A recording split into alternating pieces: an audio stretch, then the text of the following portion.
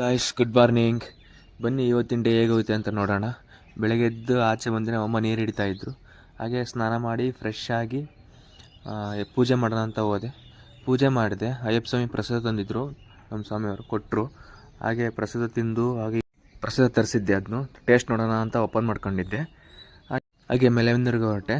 ಮೆಲವಿಂದರ್ ಹಾಸ್ಪಿಟ್ಲಿಗೆ ಹೋಗಿ ಅಲ್ಲಿಂದ ಕೊಮರಳ್ಳಿಗೆ ಹೋಗೋಣ ಅಂತ ಹೊರಟಿದೆ, ದೇವಸ್ಥಾನಕ್ಕೆ, ರಂಗನಾಥ ಸ್ವಾಮಿ ಟೆಂಪಲ್ಗೆ.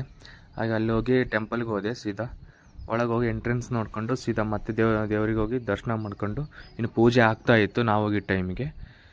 ಪೂಜೆ ದೇವ್ರು ನೋಡಿಕೊಂಡು ಅಲ್ಲಿಂದ ಆಚೆ ಬಂದೆ. ಆಚೆ ಬಂದು ಕೆರೆ ಮೇಲೆ ಒಂದು ವ್ಯೂಸ್ ತೊಗೊಳೋಣ ಅಂತ ಅಲ್ಲಿಂದ ಬೈಕಲ್ಲಿ ಹೊರಟೆ.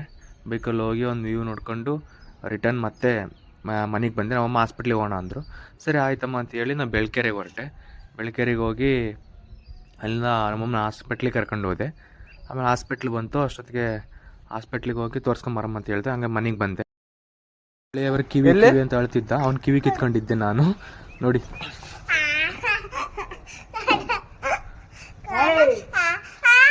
ಏನು ಏನು ಎಷ್ಟು ಎಲ್ಲಿ ಕಿತ್ತಂತೆ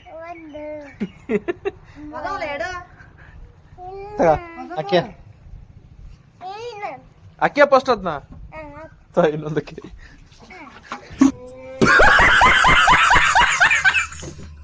ನಂದು ನನ್ನ ಹಳೆಯಂದು ಇನ್ನೂ ಲಾಗ್ ಇದೆ, ಅದನ್ನು ಸಂಜೆ ಯೂಟ್ಯೂಬಲ್ಲಿ ಅಪ್ಲೋಡ್ ಮಾಡ್ತೀನಿ. ಯೂಟ್ಯೂಬ್ ಐಡಿನ ಕ್ಯಾಪ್ಷನಲ್ಲಿ ಹಾಕಿರ್ತೀನಿ, ಪ್ಲೀಸ್ ಫಾಲೋ ಮಾಡಿ.